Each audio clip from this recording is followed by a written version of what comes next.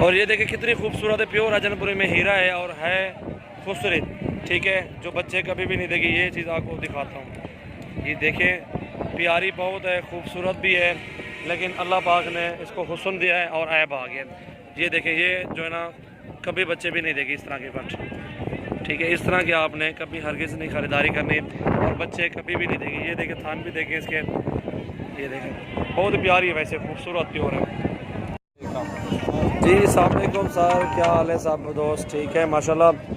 आज आपको दिखा रहा हूँ जो चीज़ पट्ठे हैं जो बच्चे नहीं देंगे, आपको वो दिखा रहा हूँ, वो निशानी आपको दिखा रहा हूँ कि इस तरह की हो तो आपने नहीं लेनी। और ये चीज़ें आपको दिखा रहा हूँ, ये तो आप गौर से देख लें, इस तरह की आप हर किस चीज़ ना खरीदें। साफ